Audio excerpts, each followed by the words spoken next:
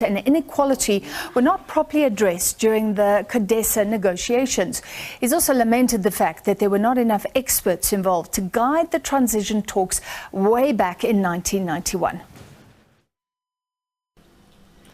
As the Minister of Finance, Enoch Godongwana, prepares to table his medium-term budget policy statement, we are now joined by the former Minister of Finance, who was the Minister of Finance from 1984 to 1992, Mr. Barron du Plessis. He now joins us here in Pretoria.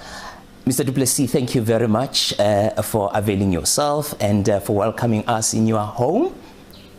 It is my great pleasure.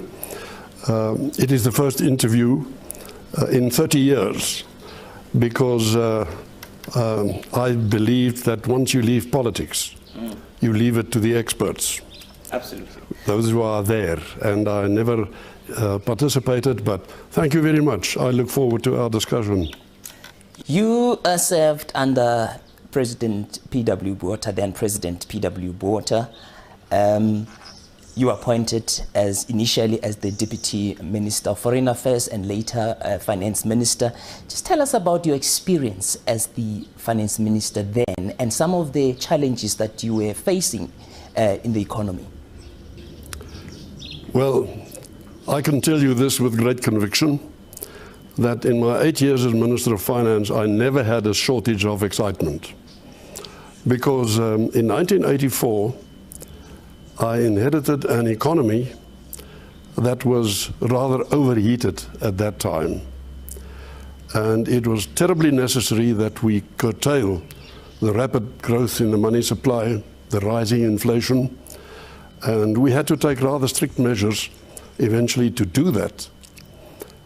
But then in 1985, excuse me, following President Botha's Rubicon speech, we had a withdrawal by the American banks initially and then followed by the others of the capital that they had loaned to various institutions in South Africa. And there was that massive outflow all of a sudden. And then we had to declare a unilateral debt standstill, saying to the banks all over the world, and the sun never set, excuse me, the sun never set on a bank that didn't have a loan to South Africa. So it was worldwide. And we had to stop the outflow of capital. We eventually reached an agreement with them that we will repay the capital according to a certain schedule, but we will honor our interest payments religiously. Now that put an enormous strain on our economy, and then followed sanctions, and in particular financial sanctions. We were disqualified from doing business with any bank in the world, and a banker that transgressed that could have landed himself in jail. So we were like an ordinary household. That is what a country is. What were the discussions among yourself in terms of what you were dealing with and how it could be resolved? Well, the only way to get a permanent resolution of the problem and solution to the problem was to change apartheid. Because apartheid had been the fundamental reason for the wide world turning their back on South Africa. But despite that, we still had quite a healthy flow of foreign capital investment, but very short term. And to arrive at a permanent solution was not feasible at that point in time. So we had to deal with managing the economy, our fiscal and monetary policies, within the confines of an isolated country. And that was a huge challenge. Never a default? Or perhaps some of the lenders recalling their debt? They all received their interest, and they all had the opportunity to discuss with us their minimum requirements for having their capital withdrawn, and we had to discuss that with them in fine detail and convince them. And we had, as far as I know, and as far as I knew then, we had no single default. But we did have a few court orders, one in America and one in Switzerland, where smaller banks confiscated, in Switzerland, our gold that we delivered then to Union Bank Swiss for selling and distribution, and a payment for a coal import from South Africa that was made in New York. But that we resolved, and we got that money back. So, in other words, I can truthfully say to you that the late Dr. Gerard de Kock, who was president and governor of the central bank, before his death, he undertook a goodbye trip to say goodbye to his fellow workers at the World Bank years before. He came back and he said to me that the way that we dealt with the debt standstill and the sanctions was a textbook way of dealing with it responsibly. Very sad, though. Absolutely. On sanctions, just fast forward today, can we say that as a country we've completely come out of the impact of economic sanctions that happened during your days? It's very difficult for me to identify anything specific, but let me give you a macro response first of all. Time lost can never be retrieved. And in the history of a country, time and opportunities go by fruitlessly and without any yield or production if you operate under sanctions, and if you cannot even walk, never mind run with the times, and develop manufacturing capacity, develop your people. If we had more money available, which we didn't have at that time, we could have invested much more in education.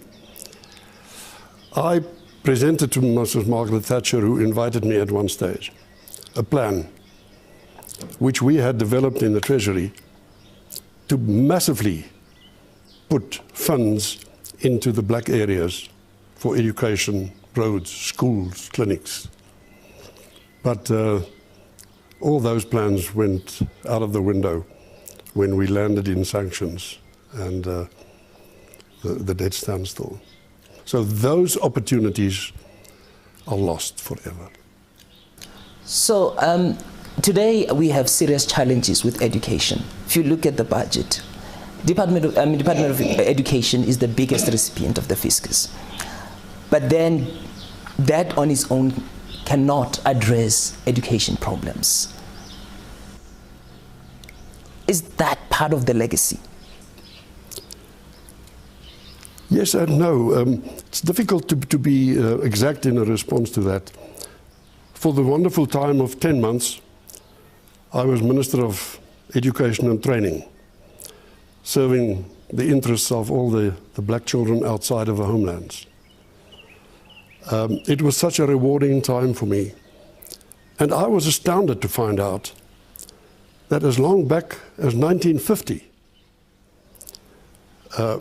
Dr. Verwoerd was the one who started state-sponsored black schools. And many farmers followed suit. Many farmers built small schools for the children on their farms. And we had the challenge of the exploding numbers, but then the fundamental problem with education is not bricks and mortar. The fundamental problem is peopleware. Where do you find overnight people properly qualified to be teachers in rapidly built schools and so on? That was a problem, and it needed an infrastructure of administration. It needed money to buy the equipment and books and so on.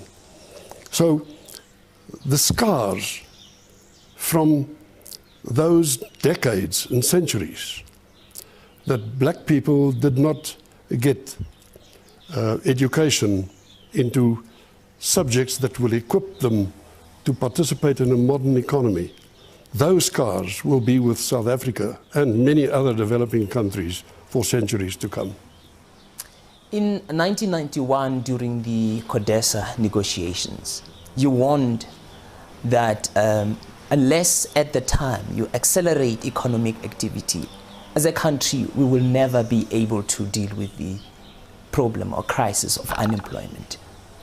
Your thought on that? Yes, I remember that very well. That was such a great concern, the elimination of unemployment and of poverty.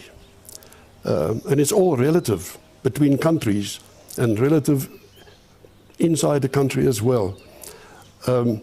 Unemployment goes hand in hand with economic growth. There were many schemes and dogmas in the history of man where the state undertook to provide all the jobs and so on. That's not an enduring solution. That was shown to us in the Soviet Union and Eastern Germany. I mean, it couldn't have happened to people better equipped. But we did not have the means as a state to really participate to a certain profitable degree, profitable from the point of view of benefits to the people in creating jobs. Our conviction was, in terms of the prevailing wisdom, get the economy growing in a way that will properly distribute new jobs among people. Get your education tuned to providing the skills to learners to participate in a modern economy. Those are the key elements.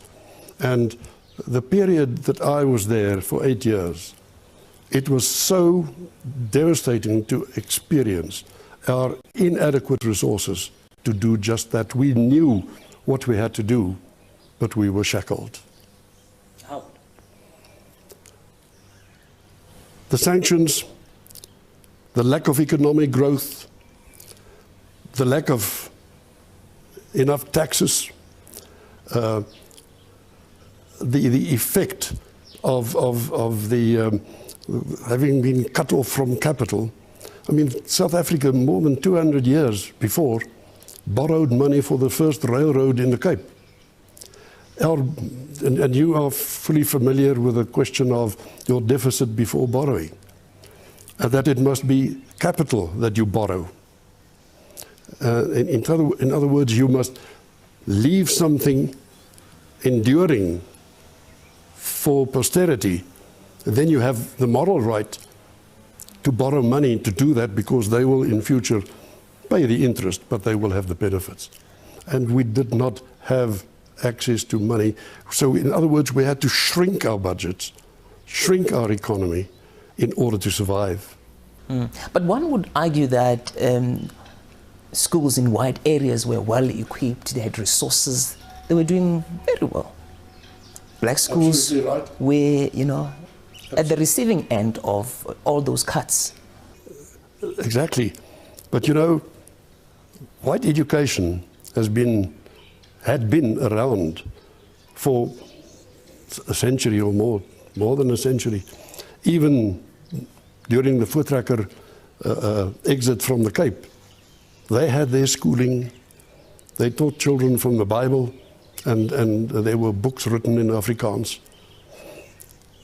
The availability of study material was something that was neglected after the formation of the Union.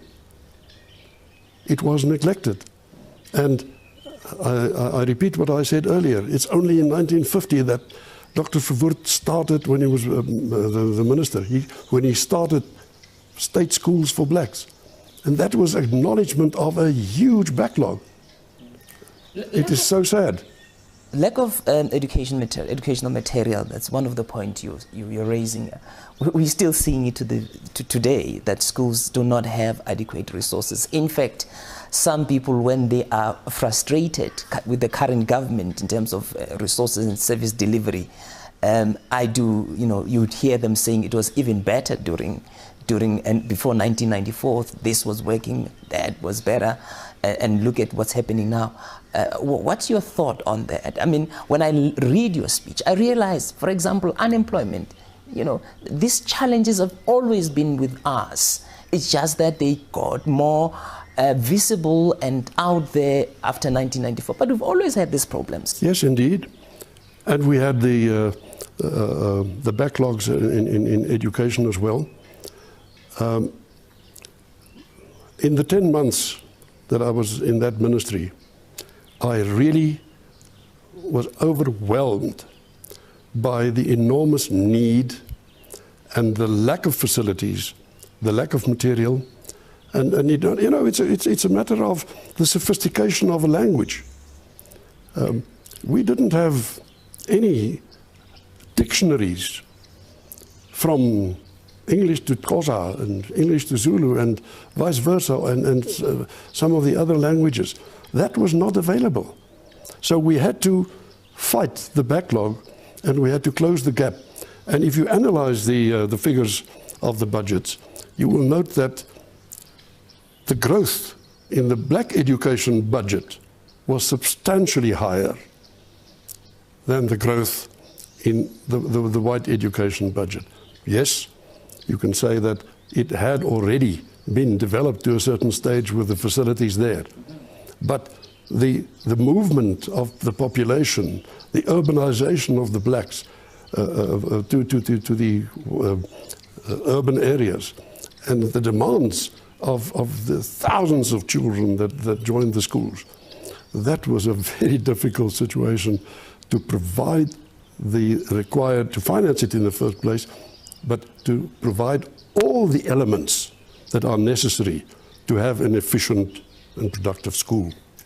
Are there missed opportunities in terms of issues in our economy that ought to have been discussed and properly addressed during the CODESA negotiations, and that did not happen? And as a result, those issues are once again rearing their ugly heads today.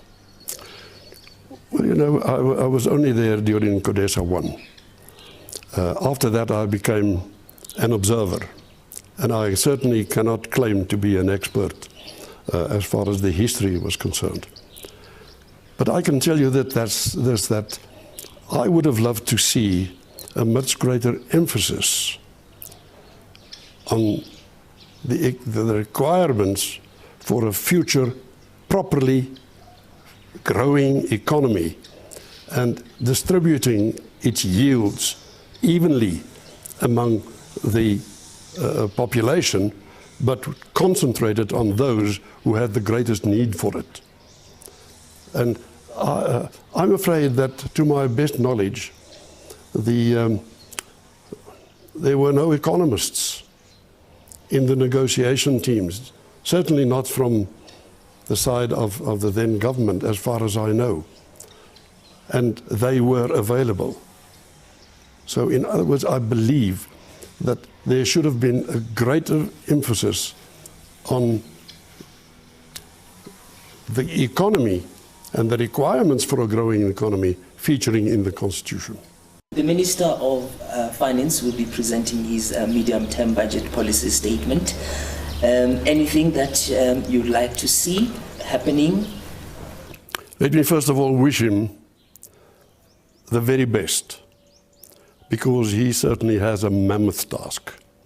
Let me at the same time say that I had the highest admiration for at least 3 of his predecessors, Trevor Manuel, Tito Mboweni, and Pravin Gordhan. They were ministers of finance of the finest abilities that this country could have wished to have.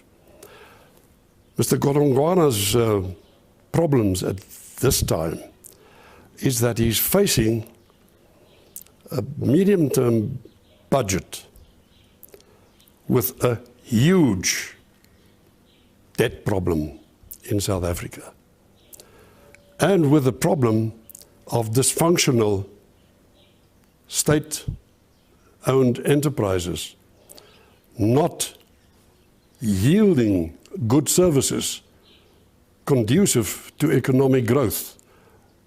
In fact, the opposite. Eskom, being what it is not only not contributing to the economy, it is crippling South Africa's reputation as a preferred capital investment destination from international sources. That's not happening. You cannot expect an industrialist or an entrepreneur from anywhere in the world coming to South Africa at the risk of not having electricity to run his business with. And my poor successor colleague, the Minister of Finance, will face that situation quite similar to the one that I found myself in, with inadequate resources and external factors and internal factors that militate against sound and real economic growth. All I can say to him is good luck, and I trust that you will find within that huge puzzle that you will find the hooks onto which to hang your expectations and your abilities for the future. Because we cannot tax the people anymore. We have no other alternative sources.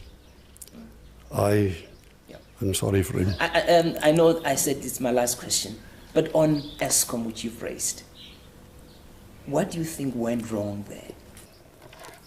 Before 1994, especially before 1992, while I was still there, we were proud of Eskom.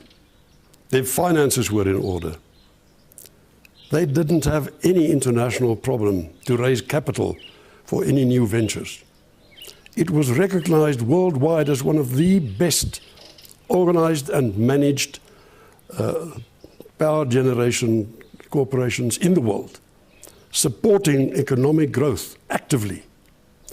After '94, I remember my complete shock when I read that huge quantities of prime quality coal that was laying in reserve all of a sudden started being used or sold, or it was just disappearing. It appeared apparently in the form of profits, and accordingly huge bonuses were paid out for something that shouldn't have happened at all.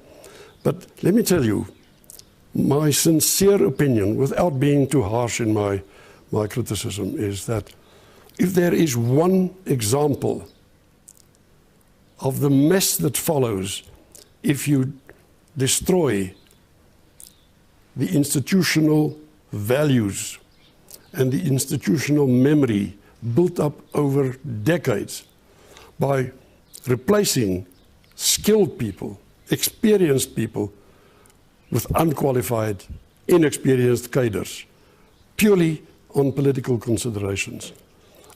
Eskom, being what it is today, arrived there by doing all the things wrong that can be done wrong in an organization of that kind, as far as incompetence and bad management and hugely inflated numbers of staff, hugely inflated average salaries. And it will require some King Solomon coming from somewhere with a lot of gold in his back pocket to fix that disaster. Thank you very much. Well said, and we really appreciate for making time to talk to us. There you have it, former Finance Minister Barend du Plessis. He was the Finance Minister for almost 8 years, from 1984 to 1992, giving his thoughts on the country's finances. From me, it's a goodbye. All right, that's former Finance Minister Baron du Plessis. They're talking about the issue that we're talking about this evening, Francis, the issue of the Eskom debt and how it's dealt with tomorrow. It's quite critical because it also cripples South Africa's ability to even be a tourist destination, an investment destination, because, if you can't keep the lights on, you're battling big debt at the same time. It's all a cocktail for disaster. It's huge, and it's a hot potato that has been handed from year to year, from finance minister to finance minister. Many people have different ideas on how the debt should be dealt with. I think we're reaching a consensus that this issue has to be dealt with very soon. Eskom cannot function given the debt it has, and we have to look towards the future. But where will the money come from? That is the question that will be answered tomorrow, and of course we'll bring it all to you live and lots of analysis on the show.